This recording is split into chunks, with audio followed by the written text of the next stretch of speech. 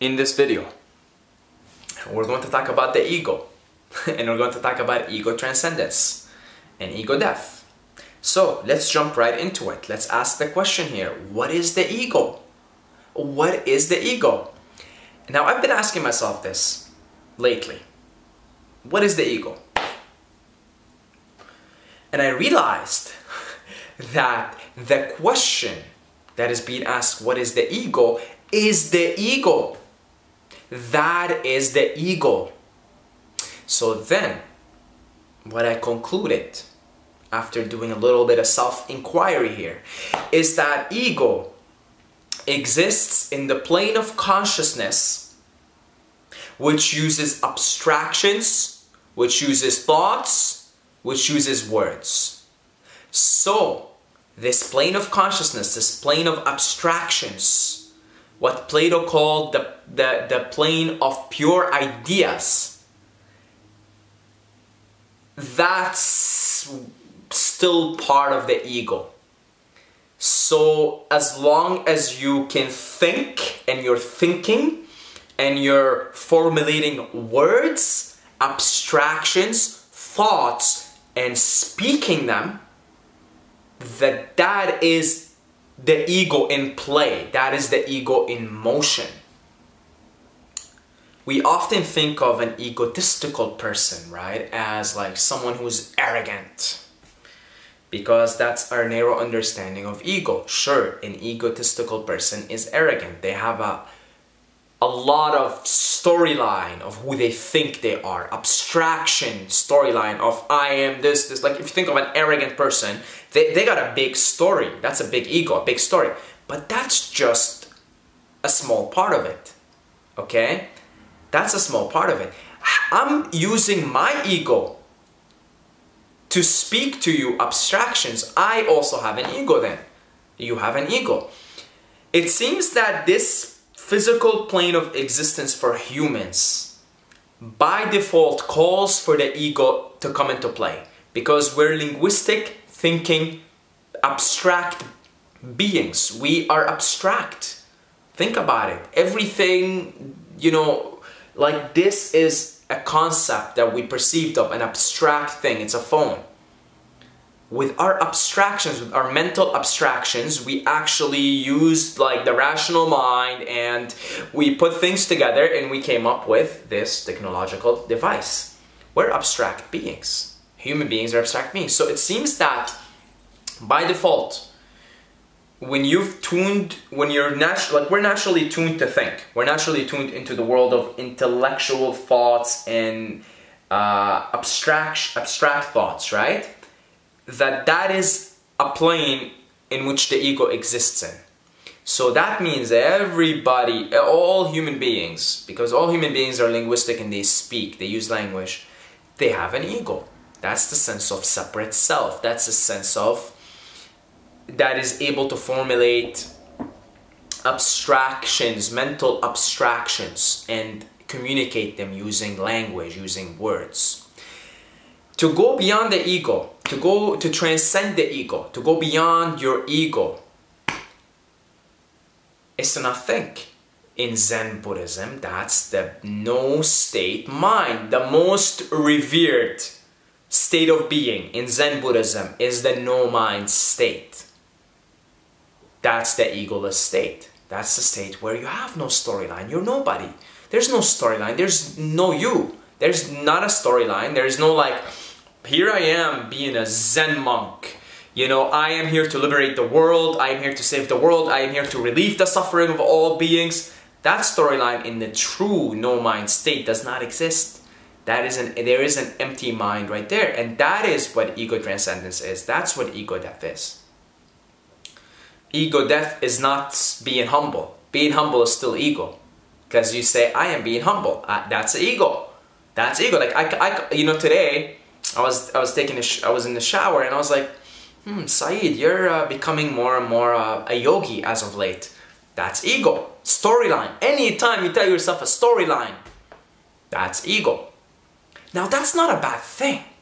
That's not a bad thing. You just gotta recognize that's part of being a human being. it seems like the way a human being is tuned into the vibration, the mental planes of abstractions and thoughts and ego. You know, in the same way that a dog is tuned into a certain way where they can hear the vibration of the whistle, the dog whistle, but we can't hear it. But the way they're designed, the way nature designed them to be tuned into specific frequencies, and one of their tunings, they can hear the sounds of what we call a dog whistle, which we can't hear. And so the way humans are tuned in, we're tuned into the world of abstractions, into the world of thinking, into the world of thoughts, of pure ideas, and that's where the ego resides. So that's not a bad thing. It's not a bad thing to have an ego, because that's what it is to be a human being, is to have an ego. Anytime you tell yourself a story, that's ego. Any story, it doesn't matter what story. Oh, I am becoming more of a yogi. That's a story. I am a mother. That's a story. I am a father. That's a story. I am a brother. That's a story. I am a bad person. That's a story. I am a good person. That's a story. At any time, you know, that's why the first line of the Tao that can be spoken is not the true Tao. It's not the eternal Tao. It's not, because that... To go beyond your ego, to transcend your ego, to have an ego death experience, that's going beyond words. There's no words, because at that true ego transcendence, words are not even possible. They're not even comprehensible. They're not possible. They don't exist. Like if you tune in your radio station to a station that only plays rock, it is impossible for you to listen to rap on that station, because that's it. The station is specialized in rock, unless by a mere absolute unlikely probability that some crazy person comes and plays rap, and they'll be fired immediately, because that is a rock station. So you can only tune into a rock station. You're not gonna listen to rap. Impossible, right? Practically impossible. Again, practically, because again, some crazy dude or some crazy girl can come in and play rap. She's gonna get fired. So that's why, you know, it's practically impossible. Well, in the same way, when you tune in your frequency, because it's all radio station. Existence is radio stations. When you tune into your frequency into different planes of existence, that's what ego transcendence is. Words, abstractions, thoughts are not possible in those realms. They're not possible. You know what I'm talking about if you've ever took a handsome dose of psychedelics. There were no words. I've had experiences where it's like...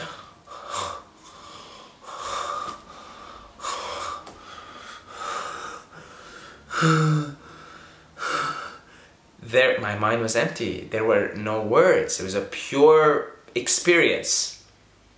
I could not possibly even put words together. This is why the saint Ramakrishna used to go into these states of bliss and ecstasy, and then he would come back, and he had, you know, a lot of disciples, and it would take him a few minutes, sometimes half an hour, to be able to come back to this plane of existence and actually be able to use words and put words together. Because at those, in true ego transcendence, words are not possible. He who knows does not speak, who he speaks does not know. Line from the Tao Te Ching. So, everything that we do here, all the abstractions, we're pointing to the moon, and they're useful. We have thick minds, all of us. We grew up in mind hives. We are in a society that worships the rational mind, that worships abstractions. Our awareness is tuned almost exclusively into our thoughts. We're so identified with our thoughts, with abstractions, with our storyline of who we are. And with practices, we can begin to shift our awareness into we're just changing frequencies, that's all. We're just, right? So, yeah, in the plane of love, in the plane of pure awareness, words are not possible, and yet you know everything, because you are everything. So, that's ego transcendence, that's ego death. Don't think of it as, oh, suddenly, you know, I'm humble. That's ego. Ego, storyline. Anytime you tell yourself a storyline, that's ego. And again, it's not a bad thing. It's just, it is. It's part of being a human being. It's part of physical existence as a human being. And we're tuned in that way. But we don't have to be tuned in only to that channel. We can be tuned into that channel. But we can be tuned into other channels all at the same time. I mean, why would you just be tuned into one channel? That's boring. That's boring. I gotta say, that's boring. Especially when there are a lot more lit channels out there. Okay, like if you put in and it's like boring music, you don't want to be listening to that. I mean, it gets kind of boring here, just talking, and abstractions and telling yourself storylines of who you think you are and blah blah. Like, it's nice, tune in for a little while. Like, I tuned in the shower today. I'm like, Saeed, you're becoming more of a yogi, you know? It's almost like my ego. I want to pat myself on the back, right? Okay, we tuned in there, and then, well, tune out. Okay, what else is going on here? Oh, all right, turn on the cold knob here, because it was a hot, cold water. See, that's an ego death, ego transcending experience, cold shower. Because after 2 minutes of doing that, there's no story. After like 5 minutes of being in the cold shower today, I was like a blobbering idiot. I was just like standing there, turned off the shower, no thought, emptiness, just I was bliss, bliss, right? I was like, no words. I literally went from shifting into the channel of Saeed, you're becoming more of a yogi, good job, right? Tuned into the ego channel for a little bit, and then turned on the cold shower. That tuned me into another channel where that ego, that storyline of good job, Saeed, you're being a yogi here, you're being smarter, you're tuned in. Okay, tune in, it's fine. Tune into those frequencies. They're fun to play around with. But then there are instruments and things you can do, one of them being, say, a cold shower, that will tune you into a different frequency and will give you a little experience of ego death, of ego transcendence. Okay, so another experience, ego transcending experience, is laughter. When you laugh, you're transcending your ego. Orgasm, that's a very obvious one. That's ego transcendence. Psychedelics. Psychedelics will transcend your ego, not for like a mere 30 seconds if you're having an orgasm, or if you can prolong your orgasm for like 10 minutes if you're having some mind-blowing sex or something. That's still 10 minutes. Psychedelics will give you that for 5 hours. But even then, that's only 5 hours. The journey of the yogi. Yoga means union. The journey of the fakir. That's just another word for a Sufi. The journey of a monk. The journey of a spiritual seeker. Of, somebody who tasted this stuff. You do psychedelics and you really taste the stuff. You can taste, if you're having sex and it's amazing, it's beautiful, maybe you're doing tantric sex, you can taste it for, say, an hour. You can do psychedelics and taste it for 5 hours, but you still come down. So then the idea is, and this is the whole basis of yoga and the whole basis of monastic life, like being a monk, is, can I just experience that all the time? Can I be in that state all the time? Do I have to be constantly tuned into this ego structure, into this ego plane of existence, or can I tune into different frequencies here and perhaps spend less time there in the ego realm? Because even the Buddha comes back from samadhi, from he was in nirvana, right? Comes back and has to teach the Dharma. Has to use his ego. He's back into the plane of ego. And he's using the ego of Siddhartha Gautama, the Buddha. He's using the ego of that. He's using words and abstractions to help us, to help himself, itself, the God, because he is God. He is Nirvana at that point. He is the oneness. Comes back to help everybody, help all its parts to be lifted. So, lifting the veil. So has to come back to the plane of ego, to the plane of of words and abstractions and words, which again, they don't exist in other planes. It's impossible. Again, use the example of you turn on a rock station, you're not going to listen to rap. You go into the plane of pure awareness, pure love, you can't, there's no words. It doesn't exist. That channel, sorry, that channel does not play words, does not play abstractions, there's no thoughts. It's pure knowledge, Sat Chit Ananda, absolute knowledge, absolute bliss, absolute existence. Okay? So, I just feel like taking a sip from this. Okay, so that's ego death. That's ego transcendence. Lots of ways to experience it. Lots of ways. Psychedelics, meditation. Now meditation, if you do it regularly and consistently, then it will become more of a steady thing, right? Because, you know, psychedelics, you do psychedelics, you come back. And then the integration work is very important from psychedelics, because you come back to the plane of ego and you're confused. What the hell just happened here? I'm back into this plane of ego and identity and roles, and what the hell happened? And that's why the integration work is very important. Meditation kind of gets you there slow and steady, slow and steady, slow and steady. So it's up to you. What is your path? What is your karma? What is going on with you in your current, present experience of life? And you do that, right? So ego transcendence, ego death.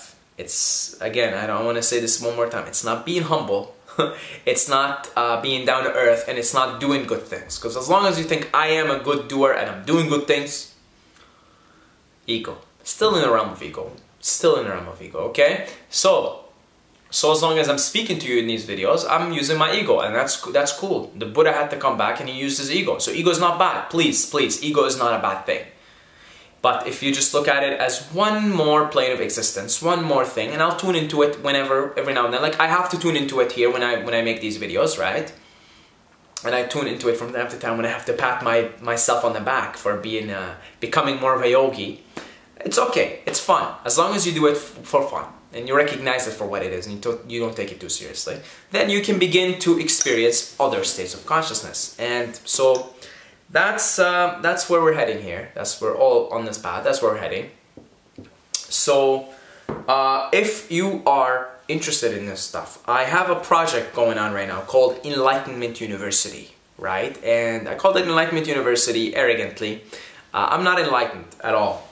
I'm working towards it, whether I like it or not, not even by choice. Okay, so the project is Enlightenment University, and think of it like a curriculum. Okay, a curriculum to do this stuff. Methodology. Okay, forget it. With methods in a okay. Systematically. Okay, to systematically achieve this process of ego transcendence, of ego dissolution, of going beyond the ego. You know, this is the state in Sufism. It's called fina. Fina is perish, no more, right? And yeah, it's a project. I'll leave a link for it down below. You can check it out. Okay. And yeah, come get educated here with us, okay? I mean, go get educated in universities, go do your thing there, but, you know, this is valuable education. Basically, all the stuff we go over in these videos, right? Just on a next level shit. Next level, okay? So, I'll leave a link for it, check it out, Enlightenment University, you'll see it somewhere in the comments, okay? Other than that, I wish you all that everything in your life goes into your highest good, whatever your highest good may be. Even if you think it's not your highest good, it probably is your highest good. You can't fuck with karma. You can't argue with karma. And that's it, guys. I love you. I love every single one of you. I truly do. And I'm just telling you here with abstractions, but I love you, you know, this is from here. How can I not? I am you. I love myself, so I love you. And that's it. I'll see you guys in the next video. Until next time, may the force be with you.